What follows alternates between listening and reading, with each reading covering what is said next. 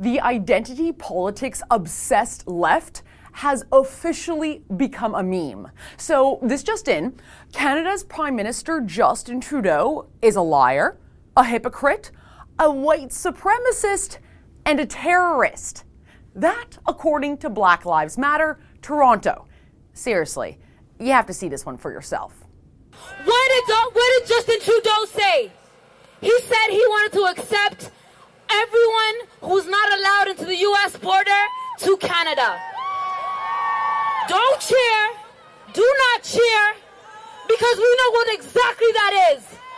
When Justin Trudeau says that, he is a liar, he is a hypocrite, he is a white supremacist terrorist. That is what he is.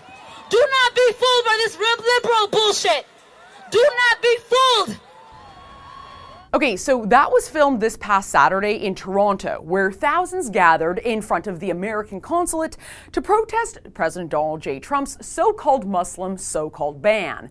And that delightful little peach screaming all sorts of nonsense from the bed of the pickup truck, well, she's the top of Toronto's Black Lives Matter food chain. Her name? Yusra Kigali. We here at The Rebel have had our fair share of run-ins with Toronto's Madame Race Baiter-in-Chief, and while I'll spare you her whole bio, a quick refresher on just who she is. Miss Kigali is a pious woman, and she occasionally takes to Twitter with prayers to Allah, like this one, a supplication for strength, so to avoid, quote, killing men and white folks. Yeah, Miss Kigali, she's also a great defender of black civil rights, a movement away from what she calls systemic racism. That's why when she ran into Rebel commentator Jay Feza, who, in the event you haven't noticed, is black, well, she greeted him like this. It was my family. When he came to this country. Finally, BLM's pinup girl is a decorated activist, most recently receiving Toronto's William P. Hubbard Award for race relations.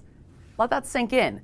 A woman activating protests across Toronto who portrays Canada as a country that was founded on genocide, racism, and slavery.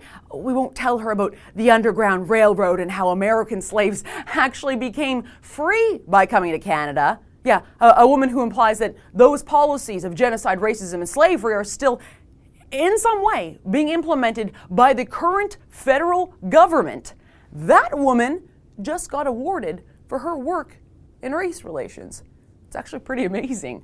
But you see, her most recent award, well, it's actually just a byproduct of a bigger trend afoot.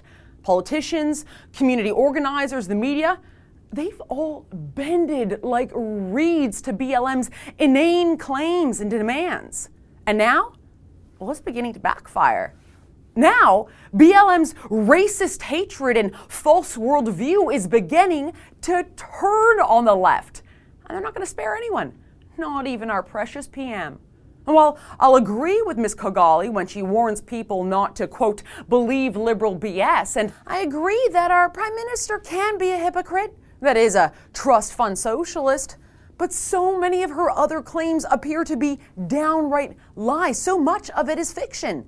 They're a figment of her imagination, and the useful idiots in the crowd, well, they're either too cowardly or too stupid to call her out on it. Canada is not a nation built on slavery, not at all. That's simply categorically untrue.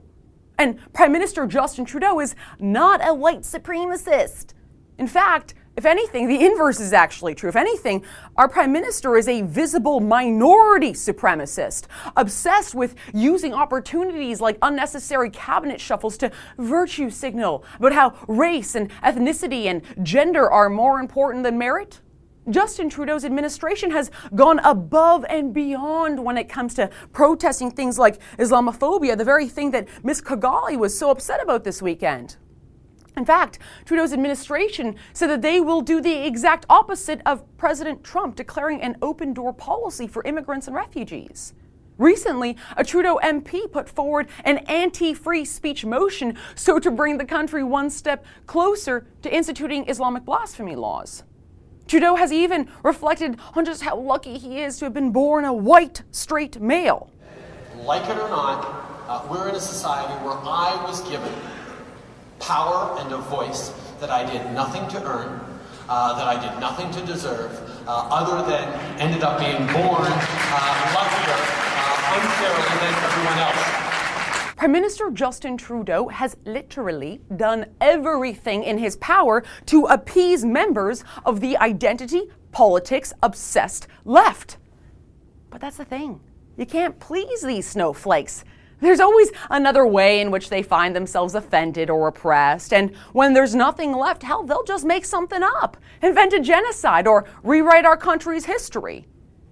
Our differences aside, I don't wish for our Prime Minister or any of his lefty allies to be labeled white supremacists or terrorists, especially when it's a bloody crock. But I will say this. Welcome to the club, Mr. Prime Minister. Baseless accusations of racism are now mainstream. But guess what?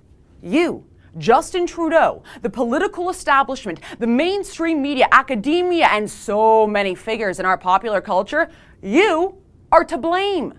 You have popularized these narratives and weaponized these words. You have taken the Marxist trope of the persecuted proletariat and transformed it into a one-size-fits-all lens of victimhood, provided that you're not a white male. You've encouraged the worldview that holds there are only two types of people in this world, the oppressors and the oppressed. You've erased the concept of the individual and encouraged people to find their identity, meaning, and mission in life through groups wherein their membership is based on the color of their skin, their genitalia, or what sort of plant, animal, or person they sexually fetishize. You yourself use words like racist and white supremacist to describe your enemy in hopes of shutting them down. The political and media establishment have motivated and empowered these groups that now label them the same names that they used to describe enemies of the left. And well, honestly, folks should have seen it coming. Yeah, if only the media bothered to report on who these people are, what they're really up to during their protests. You know, Canada's state broadcaster, the CBC, well, they were actually on the ground this past weekend. But yeah, no mention of how our Prime Minister was called a white supremacist or a terrorist in their reports, which is a real shame because it wasn't just some name calling that occurred this past weekend in Toronto. Nah.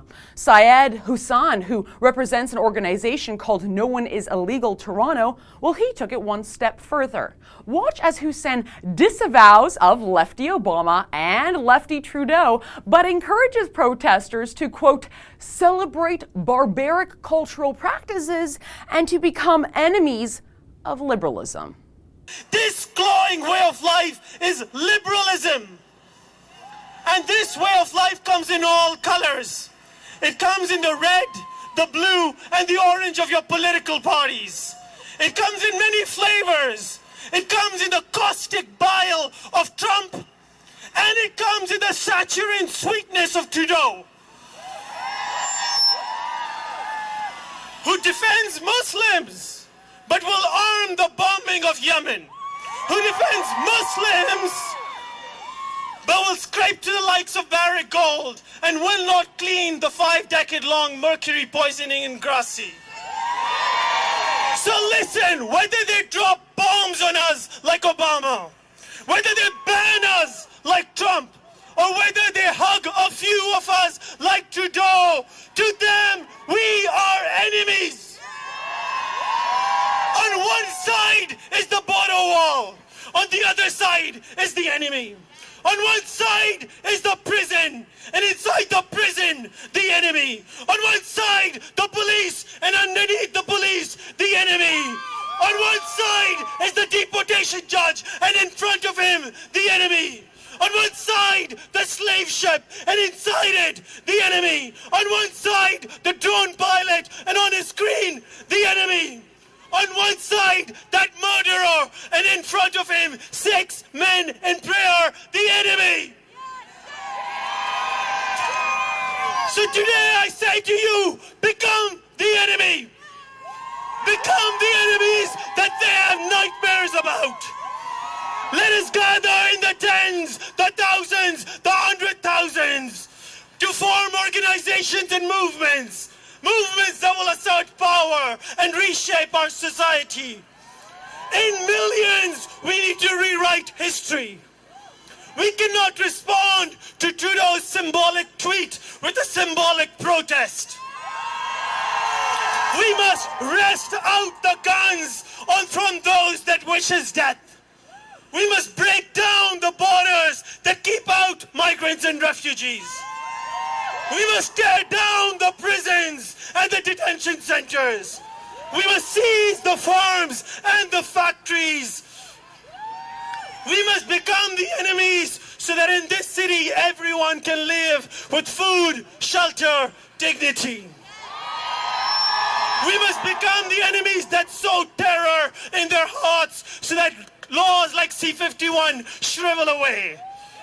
We must celebrate our way of life, what they call barbaric cultural practices, on our streets and in our homes until their way of life dissipates under our feet. Let us become enemies. Let us organize. Let us win. We cannot wait. Freedom is calling. This is what these deaths demand of us. Let us be enemies. It's frightening to watch. Imagine encouraging people to celebrate barbaric cultural practices, a term used in this country to describe things like female genital mutilation and so-called honor killings.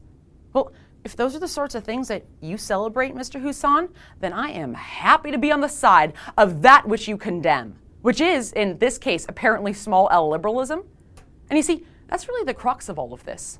The reason why my colleagues and I here at The Rebel, the reason why we don't shut up when we're called names by these now incredulous groups isn't because we really are who they say we are. It's because we're afraid that they really are who they say they are. The only question is, how much louder do they have to yell in order for our Prime Minister to hear them? For the Rebel.media, I'm Faith Goldie. Like what you just saw, we do a lot of work here on BLM as well as No Border Activists. For more, click below and subscribe to our YouTube channel.